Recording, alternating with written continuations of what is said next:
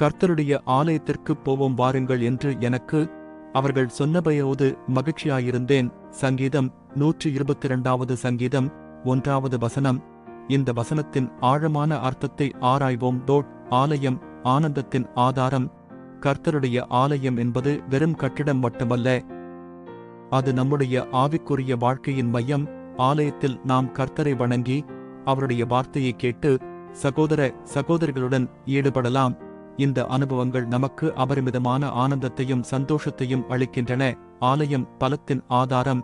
நாம் வாழ்க்கையில் பல்வேறு சவால்களை எதிர்கொள்ளும் போது ஆலயம் நமக்கு பலத்தை அளிக்கும் ஒரு பாதுகாப்பான இடம். கர்த்தருடைய வார்த்தை நமக்கு வழிகாட்டும் விளக்காகவும் நம்முடைய நம்பிக்கையை வலுப்படுத்தும் ஆயுதமாகவும் இருக்கும். சகோதர சகோதரிகளுடன் கூட்டுறவு நம்மை ஊக்கப்படுத்தி நம்முடைய நம்பிக்கையை வலுப்படுத்தும்.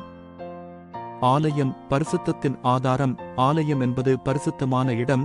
இங்கு நாம் கர்த்தருடைய சந்நிதியில் வந்து நம்முடைய பாவங்களை ஒப்புக்கொண்டு புதிய வாழ்க்கைக்கு உயிர்த்தெழலாம். கர்த்தருடைய ஆவி நம்மை நிரப்பி நம்மை பரிசுத்தப்படுத்தும். அன்பான சகோதர சகோதரிகளே, இன்று நாம் இந்த ஆலயத்தில் கூடியிருப்பது வெறும் சடங்கு அல்ல. நாம் கர்த்தருடைய சந்நிதியில் வந்து அவரை வணங்கி அவரது வார்த்தையை கேட்கும் ஒரு சிறப்பு சந்தர்ப்பம். இந்த சந்தர்ப்பத்தை நாம் முழுமையாக பயன்படுத்திக் கொள்வோம். ஜெபம். அன்பான எங்கள் பிதாவே, இன்று உம்முடைய ஆலயத்தில் கூடியிருக்கிறோம். உம்முடைய சந்நிதியில் இருப்பதற்கு நன்றி. உம்முடைய வார்த்தையை எங்களுக்கு உரைக்கவும் உம்முடைய ஆவியால் எங்களை நிரப்பவும் உம்மை வேண்டுகிறோம்.